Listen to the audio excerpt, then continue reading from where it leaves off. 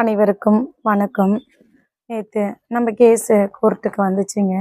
அவங்க அதுக்கு முன்னாடி என்ன சொன்னாங்க அப்படின்னா, கண்டிப்பாக 18/6 உங்களுக்கான ஆர்டர்ஸ் போடப்படும் அப்படின்னு சொல்லியிருந்தாங்க.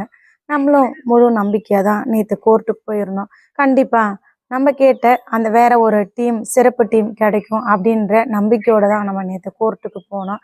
ஆனால் அங்கே என்ன நடந்தது அப்படின்னு பார்த்தீங்கன்னா, என்ன ஆர்டர் போடப்பட்டாங்க அப்படின்னு பார்த்தீங்கன்னா, அதாவது நம்மளுடைய மனுவை ஏற்கப்படாது அப்படின்னு சொல்லி தள்ளுபடி பண்ணிட்டாங்க. தள்ளுபடி பண்ணதுலேருந்து நமக்கு என்ன தெரிய வருது அப்படின்னா, அதாவது சிபிசிஐடி விசாரணை தான் சரி, நீங்கள் கேட்கக்கூடிய அந்த புதிய டீம் வந்து உங்களுக்கு கிடையாது, உங்கள் மனுவே ஃபஸ்ட்டு நாங்கள் ஏற்றுக்க மாட்டோம் அப்படின்னு சொல்லி நம்மளுடைய மனுவை தள்ளுபடி பண்ணிட்டாங்க. இந்த தள்ளுபடி அப்படிங்கிற ஒரே ஒரு வார்த்தைக்காக நம்ம வந்து 2 வருஷ காலமாக கோர்ட்டுக்கும் வீட்டுக்கும் அலைஞ்சிக்கிட்டு இருந்திருக்கோம். அதாவது பார்த்தீங்கன்னாக்க, இந்த சார்ஜ் ஷீட் வந்து என்னைக்கு கோர்ட்டில் தாக்கல் பண்ணினாங்க அப்படின்னு பார்த்தீங்கன்னாக்க, மே மாதம் 13/5 நினைக்கிறேங்க, 2023 தாக்கல் பண்ணினாங்க. அது கூட ஏன் தாக்கல் பண்ணாங்க அப்படின்னு பார்த்தீங்கன்னா, நம்ம சுப்ரீம் கோர்ட்டு போன ஒரு காரணத்தால் தான் தாக்கல் பண்ணினாங்க. அந்த சார்ஜ் ஷீட்டை நீதிமன்றத்தில் தாக்கல் பண்ணதுக்கு அப்புறம் பார்த்தீங்கன்னாக்க, சார்ஜ் ஷீட்டு நமக்கு ஒரு காப்பி வாங்கணும். அந்த காப்பியை வாங்கி அதில் உள்ளதை நம்ம படித்து பார்த்து மிஸ்ஸிங் டாக்குமெண்ட்டு கேட்குறோம். இதுக்கே பார்த்தீங்கன்னாக்க பல நாட்கள் ஓடிச்சு. மே மாதத்துலேருந்து டிசம்பர் மாதம் வரைக்கும் ஓடிடுச்சு. சார்ஜ் ஷீட்டை பார்த்தீங்கன்னாக்க 13/5/2023 தாக்கல் பண்ணாங்க. அதன் பிறகு சார்ஜ் ஷீட் வந்து நமக்கு ஒரு காப்பி வேணும் இல்லைங்களா, அந்த காப்பி போட்டு வாங்கிறதுக்கே பல நாட்கள் ஓடிச்சு. அதன் பிறகு அந்த சார்ஜ் ஷீட்டு நம்ம கைக்கு வந்த பிறகு பார்த்தீங்கன்னாக்கா, நம்ம சார்ஜ் ஷீட்டை படிச்சுட்டு சிபிசிஐடி என்னெல்லாம் பண்ணியிருக்காங்க, என்னெல்லாம் செய்ய தவறுனாங்க, நமக்கு என்னென்ன தகவல் வேணும் அப்படிங்கிறத நம்ம மனுவாக போட்டு கேட்கறதுக்கே டிசம்பரே வந்துருச்சுங்க. அந்த மாதிரி டிசம்பர் ஓடிச்சு. அதன் பிறகு அங்கே மே மாதத்துலேருந்து பார்த்தீங்கன்னா எந்த ஒரு அசைவும் இல்லாமல் எங்களுக்கு தெரியாது. கள்ளக்குறிச்சி நீதிமன்றத்தில் வந்து இந்த சிசிஎம் கோர்ட் ஓப்பன் ஆகிடுச்சு. நீங்கள் போய் உங்களுக்கு தேவையான தகவலை அந்த கோர்ட்லேயே கேட்டு வாங்கிக்கோங்க, இங்கே பிபி இல்லை அப்படின்னு சொல்லி அனுப்பி வச்சாங்க. அந்த கேஸ் கட்டெல்லாம் கள்ளக்குறிச்சி கோர்ட்டுக்கு அனுப்பி வச்சுட்டாங்க. அதன் பிறகு கள்ளக்குறிச்சி கோர்ட்லேருந்து சம்மன் வரத்துக்கே நமக்கு 5 மாதம் காலம் ஆயிடுச்சு. அதன் பிறகுதான் நம்மளுடைய இது வந்துருச்சு. இப்படியா அந்த கேஸு நம்ம கேட்டக்கூடிய தகவல் நம்ம கைக்கு வரத்துக்கே 1 வருஷம் கரெக்டாக முடிஞ்சுதுங்க. 1 வருஷத்துக்கு அப்புறம் பார்த்தீங்கன்னாக்கா, நம்ம திரும்ப பெட்டிஷன் மனு போட்டு இந்த இதெல்லாம் கேட்குறோம். இந்த கால் ரெக்கார்டு இது மாதிரி எல்லா தகவலும் கேட்கக்குள்ள கால் ரெக்கார்டும் நமக்கு தரல. அந்த மனுவையும் வந்து தள்ளுபடி தான் பண்ணினாங்க. சரி, ஓகே, இதுக்கு என்ன பண்ணுறாங்கன்னு பார்த்துக்கிட்டு அதுக்கப்புறம் நம்ம வந்து ஹைகோர்ட்டு போகலாம் அப்படிங்கிறதுனால நம்ம வெயிட் பண்ணிக்கிட்டு இருந்தோம். நம்ம கேட்கக்கூடிய அந்த சிடிஆர் கிடைக்கல, நம்ம கேட்கக்கூடிய அந்த சிறப்பு டீமாவது நமக்கு கிடைக்குமா, உத்தரவு போடுவாங்களா அப்படின்னு காத்து கடந்தோம். ஆனால் பார்த்தீங்கன்னா அந்த மனுவையும் தள்ளுபடி பண்ணிட்டாங்க. இதுக்காக எத்தனை வாய்தா, இந்த தள்ளுபடி அப்படிங்கிற ஒரு வார்த்தையை கேட்கறதுக்காக எத்தனை வாய்தா, எத்தனை முறை அந்த கோர்ட்டுக்கு நம்ம போயிட்டு வந்திருப்போம் சொல்லுங்க பார்க்கலாம்.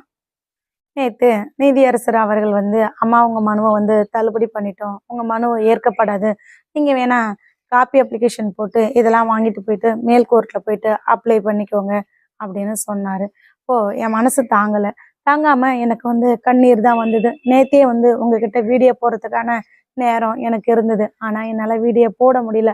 தள்ளுபடி அப்படின்ற அந்த ஒரு வார்த்தையை கேட்டதுலேருந்து என் கண்ணில் இருந்த கண்ணீர் மட்டும்தாங்க வந்துக்கிட்டு இருந்தது. என்னால் வந்து உங்கள் முன்னாடி உட்காந்து பேசவே முடியலங்க, அழுக மட்டுமே வந்துக்கிட்டு இருந்தது. சரி, இன்னைக்கு நம்ம அழுது தீர்த்துருவோம், நாளைக்கு கண்டிப்பாக என்ன நடந்தது அப்படிங்கிறத சொல்லலாம் அப்படின்னு நைட்டு ஃபுல்லாக அழுதுகிட்டு கிடந்தேன். நீதி அரசர்கள் அப்படி ஒரு உத்தரவு போடும்போது அழுக வந்தது. ஆனாலும் அந்த அழுகையை வந்து கண்ட்ரோல் பண்ணிக்கிட்டு ஐயா கிட்ட ஒரே ஒரு வார்த்தை மட்டும் கேட்டேன். ஐயா, என் மனசுக்குள்ள பல கேள்விகள் இருக்கு, அதை உங்க முன்னாடி சொல்றதுக்கு எனக்கு ஒரு அனுமதி கொடுங்க அப்படின்னு கேட்டேன். இல்லைம்மா, நீங்கள் வந்து அந்த மாதிரி பேசுறதுக்கெல்லாம் சட்டத்தில் இடம் இல்லை, நீங்கள் வந்து காப்பி அப்ளிகேஷன் போட்டு மேல்முறையீடு பண்ணுங்க அப்படின்னு சொல்லிட்டாரு. அழுதபடியே வெளியில வந்துட்டேங்க. ஏழைகளுக்கு காலமுச்சடும் கண்ணீர் தான் சொந்தம் அப்படிங்கிறத நம்மளுடைய வழக்கில் எப்போ பார்த்தாலும் நிரூபிச்சுக்கிட்டே இருக்காங்க.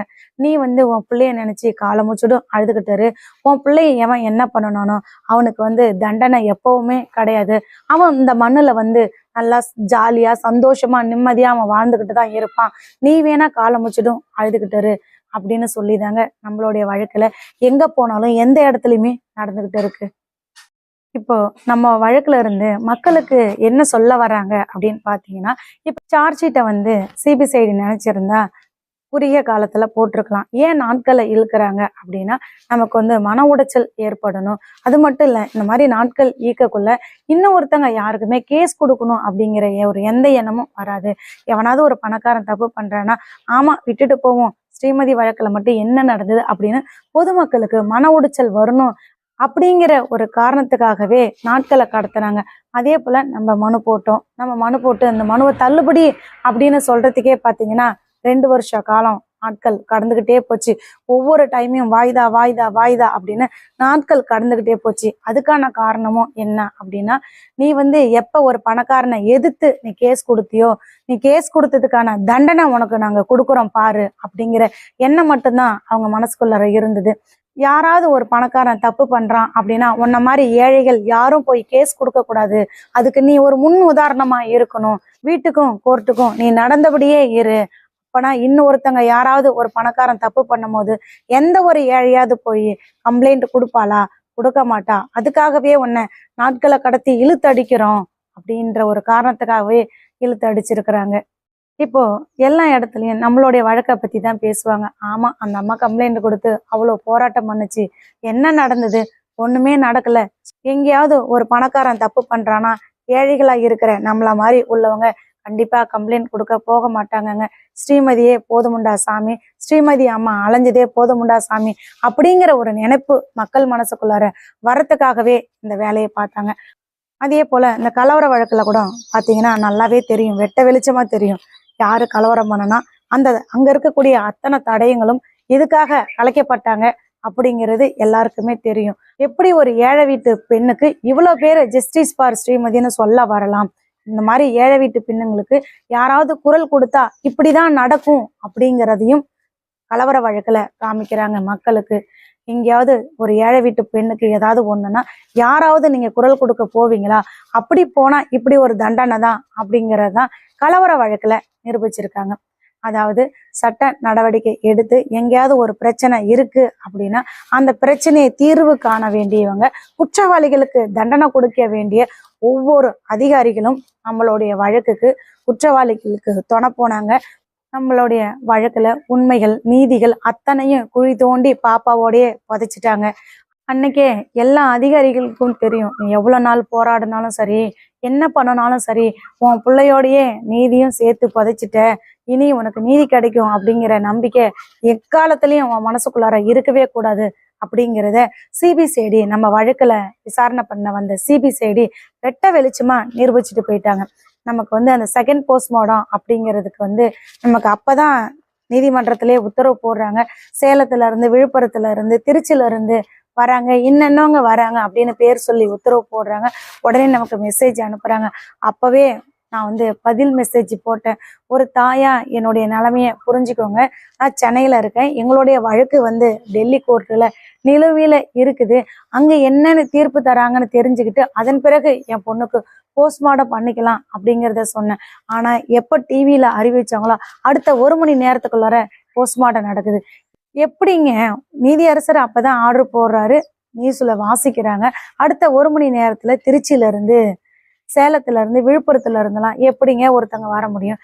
அவங்க சொந்த கார்லயே வந்தா கூட எப்படிங்க 1 மணி நேரத்துல போஸ்ட்மார்டம் பண்ண வர முடியும்? நீங்களே சொல்லுங்க. போஸ்ட்மார்டம் பண்ண டாக்டருக்கும் சரிதாங்க, முதல்ல வழக்கை விசாரணை பண்ண வந்த சின்னசேலம் காவல்துறைக்கும் சரி, அடுத்ததா வந்து நம்மளுடைய வழக்குக்கு நீதி கிடைக்கும் அப்படின்னு நம்பி சிபிசிஐடிய நம்பணும் பாத்தீங்களா, அவங்களுக்கும் தெரியும். அத்தனை பேத்துக்குமே என்னுடைய பிள்ளைக்கு என்ன நடந்தது அப்படிங்கிற உண்மை தெரியும். ஆனா ஒவ்வொரு அதிகாரிகளும் தன்னுடைய மனசாட்சிக்கு கூட கட்டுப்பட்டு வேலை பார்க்காம வேலை பார்த்துருக்குறாங்க நம்மளுடைய வழக்குல. நம்ம வழக்குல வேலை பார்த்த அந்த அதிகாரிகளுக்கு நான் கேட்குறேங்க, நீங்க வந்து உண்மையிலே உங்களுக்கு ஒரு மனசாட்சி இருக்கு அப்படின்னா என் பொண்ணுக்கு போஸ்ட்மார்டம் பண்ணின டாக்டரா இருக்கட்டும், நம்ம வழக்கை விசாரணை பண்ண வந்த அந்த சிபிசிஐடி டீமா இருக்கட்டும், ஒவ்வொருத்தங்களும் நீங்களே போயிட்டு கண்ணாடி முன்னாடி நின்று உங்க மனசாட்சியை நீங்களே பல கேள்விகள் கேட்டு பாருங்க. உண்மையிலே ஸ்ரீமதி தற்கொலை தான் பண்ணிக்கிட்டாளா? நீங்களே சொல்லுங்க. அப்படி நீங்க அத்தனை பேரும் ஆமா அப்படின்னு வந்து சொன்னீங்கன்னா நீங்க என்ன சொல்றீங்களோ அதுக்கு நான் கட்டுப்படுறேன். ஆனா ஒவ்வொருத்தவங்களும் மனசாட்சிக்கு கட்டுப்பட்டு உங்க மனசுல கைய வச்சு நீங்க வேணா சொல்லுங்க. என் பிள்ளைக்கு என்ன நடந்தது அப்படிங்கிறது உங்க அத்தனை பேத்துக்கும் தெரியும். ஆனா அத்தனை பேத்துக்கும் தெரிஞ்சும் ஊமைகளா இருக்கிறீங்க. ஆனா அத்தனை பேரும் மனசாட்சியே இல்லாம வேலை பார்த்துருக்கிறீங்க. அந்த பிள்ளையோட முகத்தை பார்க்கக்குள்ள கூட உங்களுடைய மனசு கொஞ்சம் கூட உறுத்தலையாங்க? அந்த பள்ளிக்கூடத்துக்காரன் யாரு, எப்படிப்பட்டவன், அவன் எப்படி பேசுவான், எப்படி நடந்துக்குவான் அப்படிங்கிறது என்னை விட உங்க எல்லாருக்குமே தெரியுங்க. கண்டிப்பா சொல்றேன், நீங்க அவன்கிட்ட போயிருப்பீங்க, பேசியிருப்பீங்க.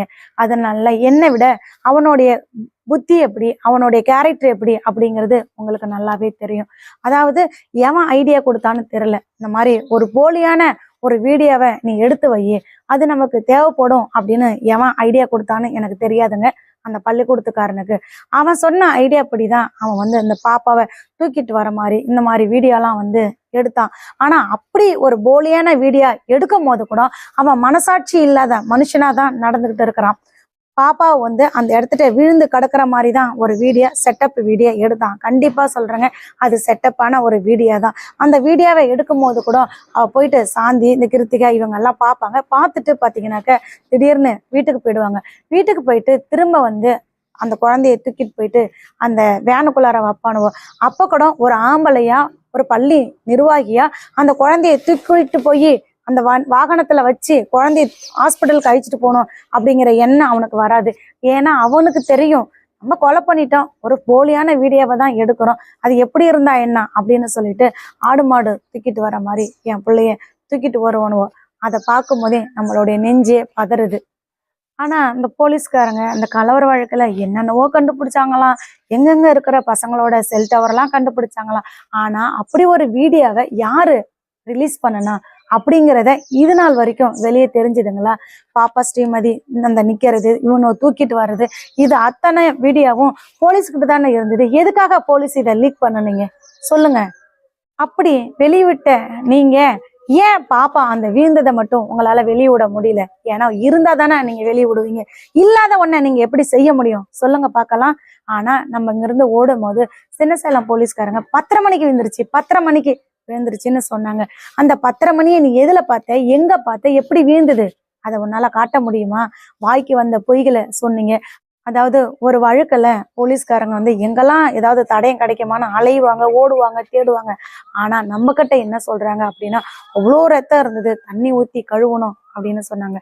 அது மட்டும் இல்லாம வாய் கூசாம நம்ம போய் பார்க்கும்போது அங்க ஒரு சொட்டு ரத்தம் கூட இல்லை, ஆனா ஒரு சொட்டு ரத்தம் இருந்தது.